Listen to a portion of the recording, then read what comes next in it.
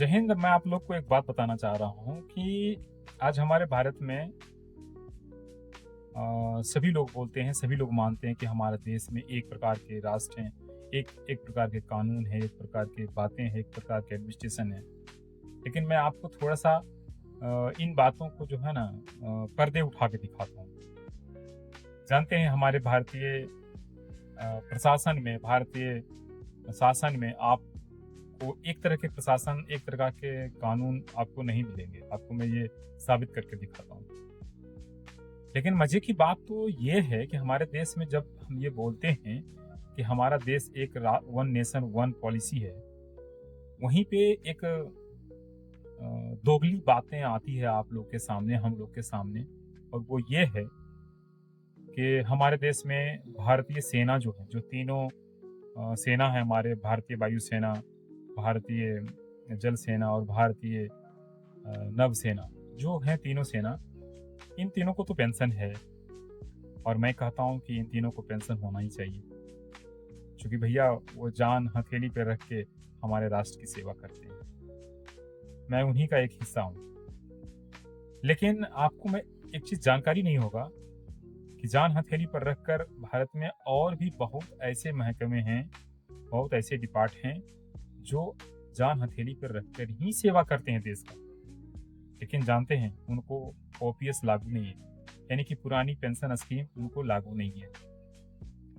और ये कितनी बड़ी विडंबना है, ये बहुत बड़ी विडंबना है कि आधे लोगों को ओपीएस दिया जा रहा है और कई लोगों को यूपीएस के नाम पर उनको झुनझुना थमाया जा रहा है।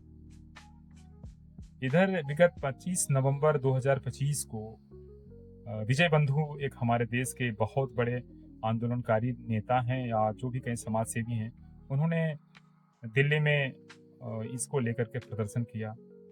दुर्भाग्य कहें कि नेशनल मीडिया जितनी भी है, उनकी दोगलई कहें, उनकी घटियापन कहें, कि एक भी नेशनल मीडिया ने इन चीज़ों को कवर नहीं किया, जबकि लाखों की संख्या में केंद्रीय कर्मचारी और राज्य कर्मचारी इस आंदोलन में पार्टिसिपेट किए थे। किसी मीडिया ने इन बातों को नहीं दिखाया। ये कितनी बड़ी दोगलापन है भारतीय मीडिया की। चलो खैर कोई बात नहीं, इस बातों को तो मैं छोड़ देता हूँ। अगली बात जो सबसे इंटरेस्टिंग बात है वो मैं ये बताने चाह रहा हूँ कि ओपीएस में ये नहीं कि सिर्फ अर्धसैनिक बलों को ही पेंशन नहीं मिलती है या सेना को छोड़ के अन्य कर्मचारियों को ही पेंशन नहीं मिलती, बल्कि भारत में बहुत ऐसे हैं कर्मचारी जिसको भी नहीं मिलती। लेकिन आपको सबसे ज्यादा आश्चर्य होगा इस बात को जान करके कि जानते हैं किसको ज्यादा पेंशन मिलती है? नेता को। जो चोर हो, बेईमान हो, लुच्चे हो, लफंगे हो, लेकिन अगर वो आप एक बार गलती से भी विधायक बन गए ना, तो आपको आजीवन पेंशन मिलेगा। और वही गलती आप दोबारा दोहरा दिए ना, तो आपको दोबारा पेंशन मिलेगा। अगर कहीं तिवारा, अगर राज्यसभा से आप फिर चले गए ना, तो आपको तिवारा भी पेंशन मिलेगा। और फिर गलती से अगर कहीं लोकसभा आप चले गए, तो सबसे इंटरेस्टिंग बात यह है कि आपको लोकसभा में भी अलग से पेंशन मिलेगा। और जानते हैं आपको सेवा कितना करना है? मात्र 5 साल। आप 5 साल सेवा करते हैं और आप जीवन भर, आजीवन आप पेंशन लेते हैं, साथ ही उनके साथ कई प्रकार की सुविधाएं लेते हैं आप।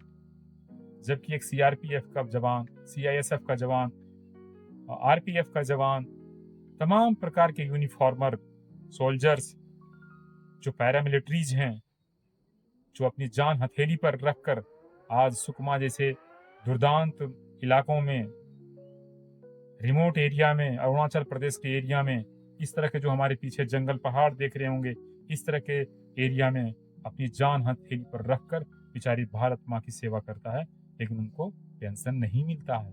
पेंशन तो छोड़ दो, पैरामिलिट्री को यहाँ तक कि शहीद का दर्जा नहीं मिलता है। ये कितनी बड़ी विडंबना है यार, शर्म करने की बात है। अगर मेरी बातों से आप लोग सहमत हैं तो कृपया इस वीडियो को जरूर शेयर कीजिएगा।